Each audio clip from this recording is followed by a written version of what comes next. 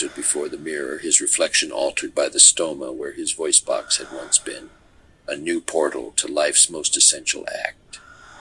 What once flowed effortlessly through familiar pathways now demanded a conscious engagement.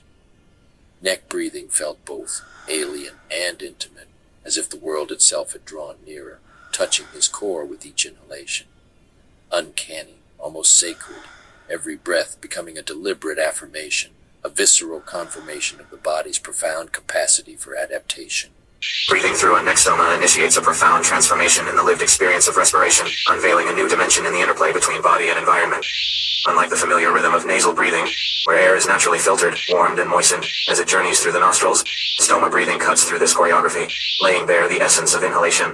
This unmediated passage of air from the trachea to the lung fosters an acute awareness, a visceral immediacy, where the act of breathing is stripped to its elemental C-or by relocating the inhalation of the neck instead of the head. The sensation of air entering directly through the stoma, bypassing the intricate architectures of the nose and throat, heightens the physical reality of life's most fundamental act, rendering breathing not just a biological necessity, but a conscious, deliberate encounter with existence itself.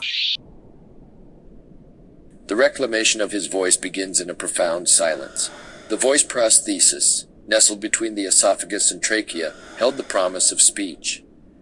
His first attempts were tentative, and the voice that emerged was strange, metallic, and disembodied, yet undeniably his own.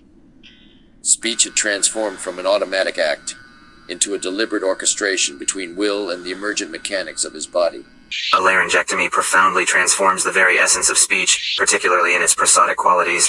With the removal of the vocal cords, the natural mechanisms for speech are lost, and the ability to infuse words with varied pitch and tone is significantly diminished, often resulting in a voice that is flat and robotic.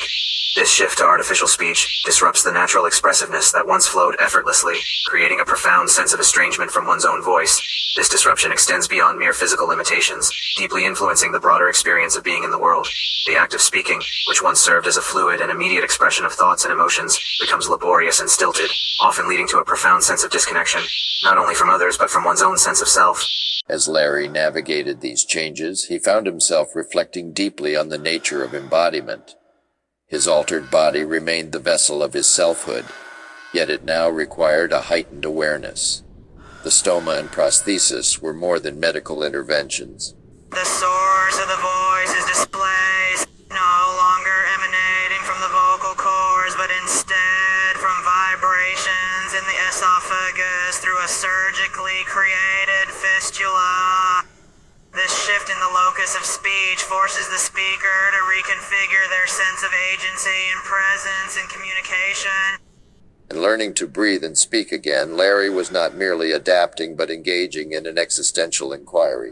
Unlike natural speech, where voice and breath merge seamlessly, tracheoesophageal speech requires an intentional engagement with an artificial pathway, creating the sensation of projecting one's voice from a different part of the body. Engaging in a lived phenomenology that redefined what it means to inhabit a body, to communicate, to be. Each word, a deliberate act, disconnected from the body's typical vocal mechanisms, which challenges the embodied experience of self-expression. The voice